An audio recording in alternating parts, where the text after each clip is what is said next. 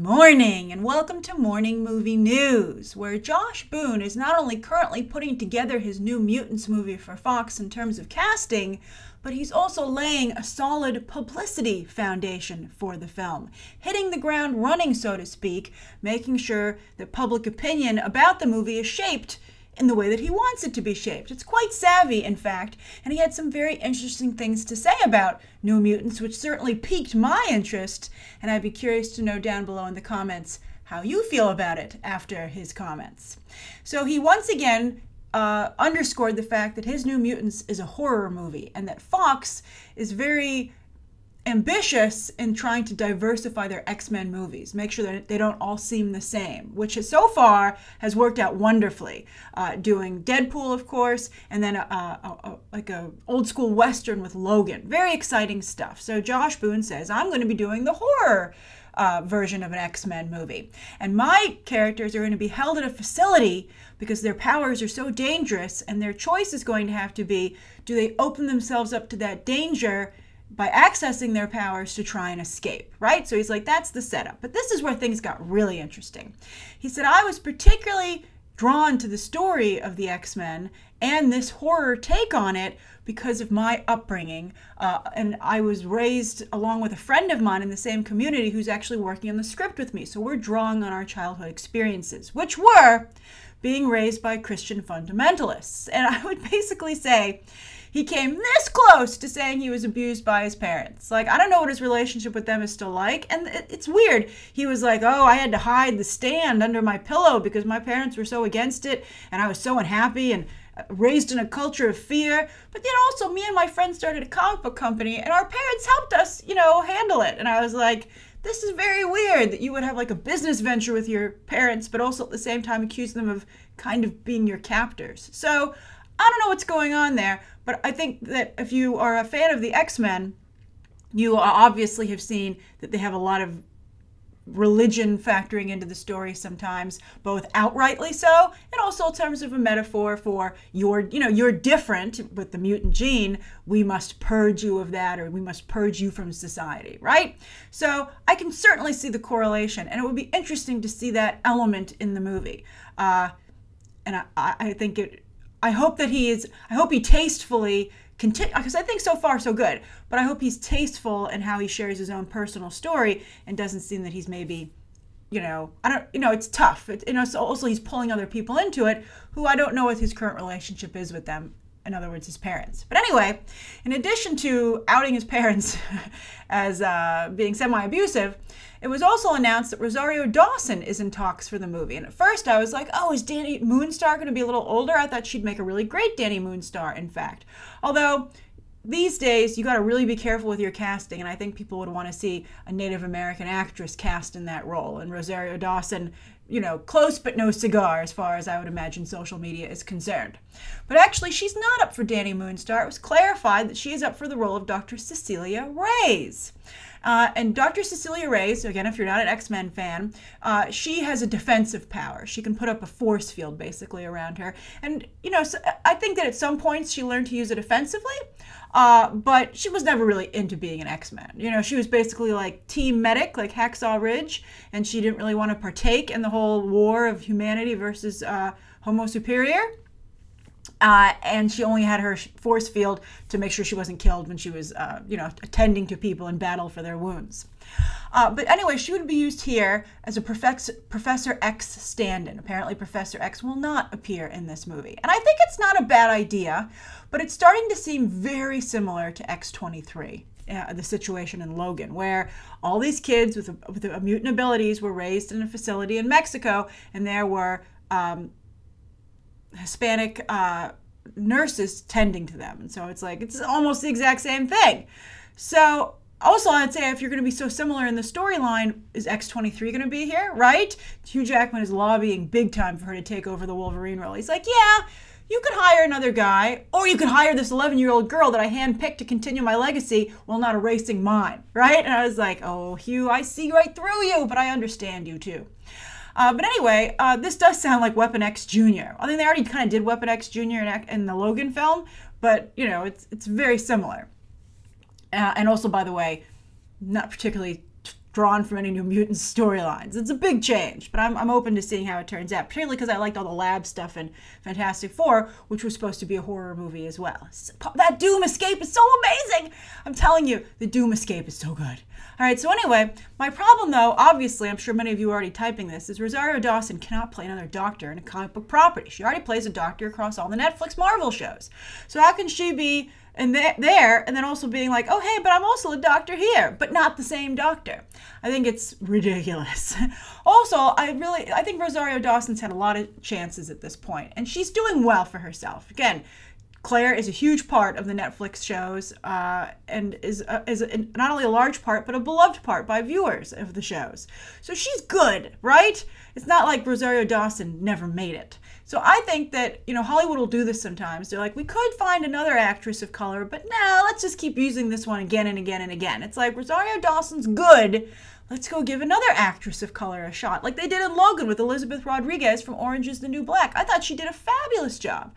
So let's go find somebody else for the role of Dr. Cecilia Reyes. I don't even think Rosario Dawson brings enough star power to the table at this point because she's been in a lot of films that haven't done particularly well. So it's not like, oh, Rosario Dawson's in New Mutants, we must go. I think she almost holds it back a little bit by making it seem little TV. So, but I'm still very interested in New Mutants, and I'll be excited to see how it continues to come together. All right, so that's the first story of the day.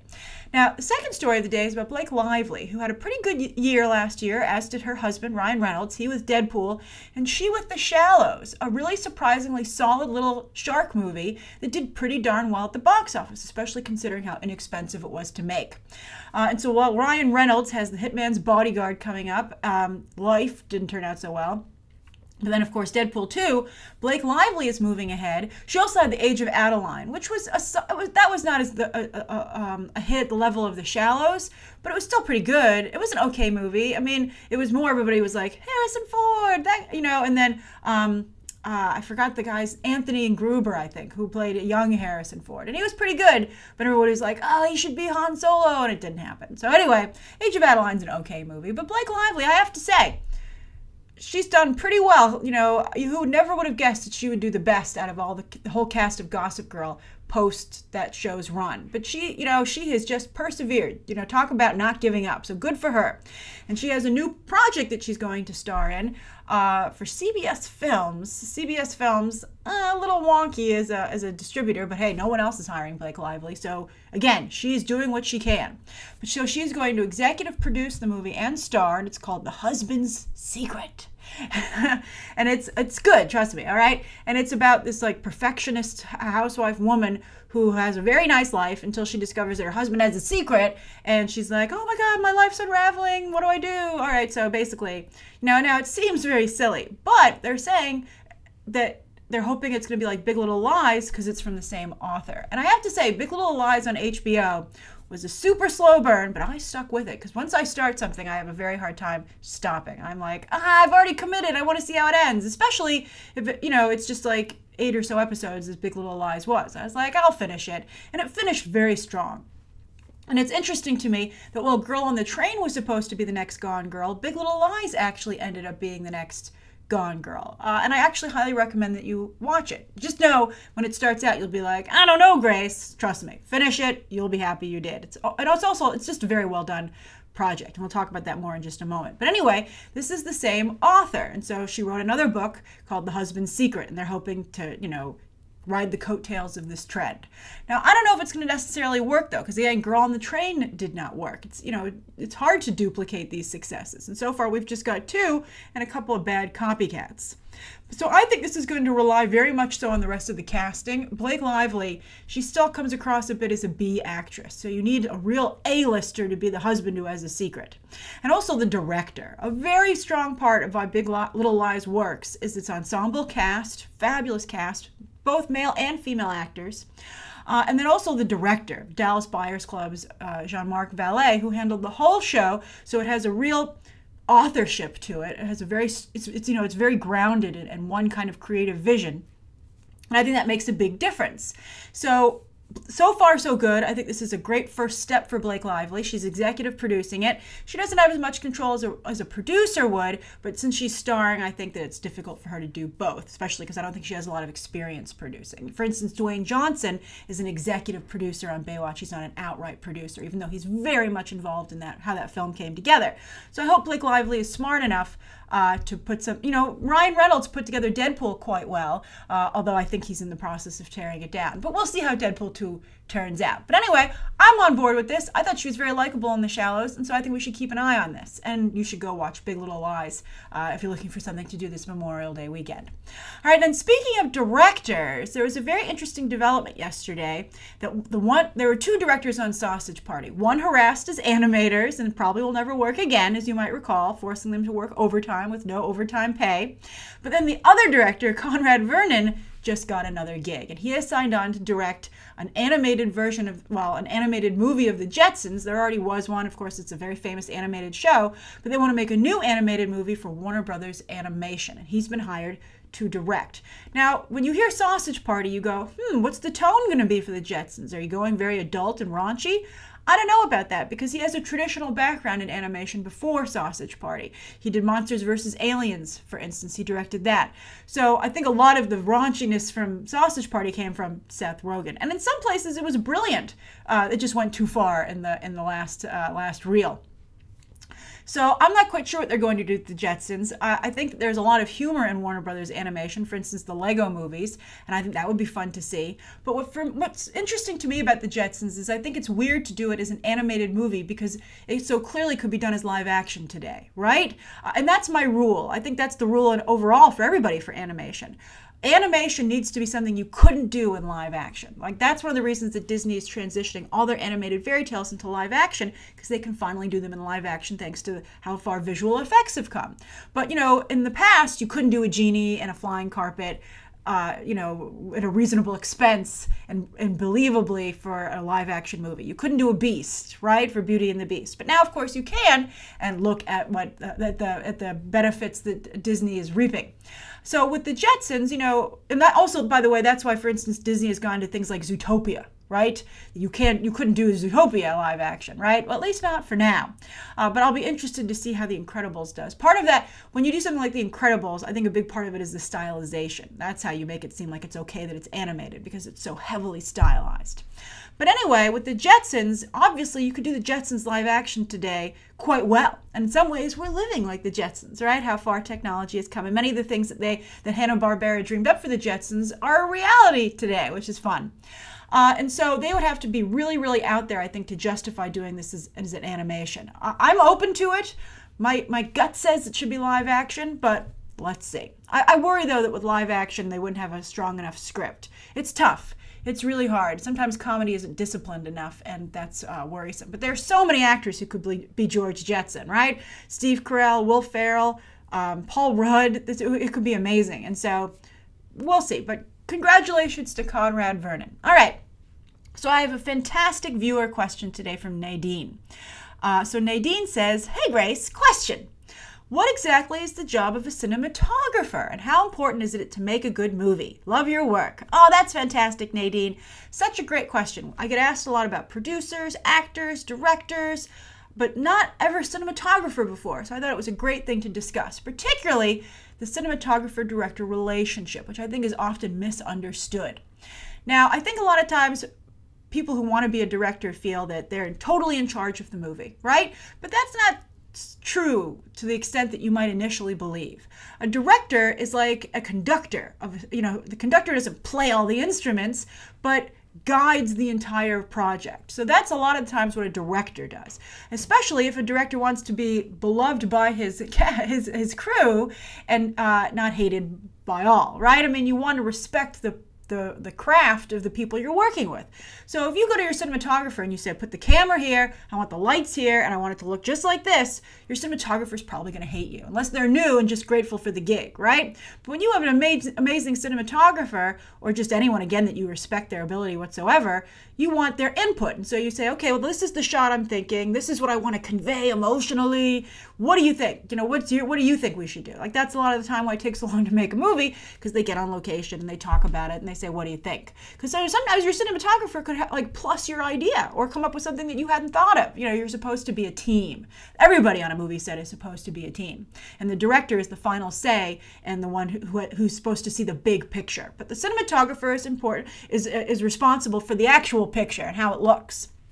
Even when some directors extensively storyboard things, but still, it's an idea that they give to the cinematographer and they say, do this. And the cinematographer then will bring that to life. And they'll also add in layers like the color, the lighting. You'll often, storyboards are like stick figures, black and white, drawings. They don't factor in those other elements. So that's what a cinematographer, along with their lighting director, do. And the cinematographer is supposed to respect their lighting director. So it's like a big chain of respect, ideally. So that's one of the reasons the cinematographer is so important, right? Just look at the movie. Look at the movie It, and that cinematographer, coming from Asia, so incredibly talented, and contrast It with Mama from the same director, Andres Muschietti, and you can see the huge difference that the cinematographer makes. That is, I think, a really good way to highlight what a cinematographer brings to the table. I also want to point out, though, that a cinematographer is very important to the actors. One of my favorite Brad Pitt quotes from early on in his career was he said, the first thing I do when I get on a set is I find the cinematographer and I befriend them because they are responsible for how I'm going to look on camera. If you want to make sure you look movie star quality good, you have to make sure the cinematographer likes you, because that could be the revenge of your cinematographer. They're like, oh, these are a lot of up the nose shots. And the cinematographer is like, yeah, maybe you should have been nicer to me at lunch. So, the exposure, how flattering it is, or is the cinematographer like, let's put a lot of really harsh light on this person because I hate them. So it's really interesting. And I think it shows how smart Brad Pitt is that he thought of that. A lot of people are like, I'm on the movie set. I'm the star of the movie. I've made it. And Brad Pitt's like, okay, I'm here. How can I make sure this goes well for me? And then I get another movie. So very, very interesting stuff. So Nadine, I hope that sheds some light on the situation. Thank you for such a fantastic question. Thank you, everybody, for tuning in today. Please write down below, I think, in today's top 3 stories, Nadine's viewer question, anything you'd like to see covered on Tuesday. Because of the Memorial Day weekend, Morning Movie News will return on Tuesday, although I am going to do Movie Math on Monday, actually. So write your thoughts down below, and of course, any questions that you might have. Thanks for watching. Bye.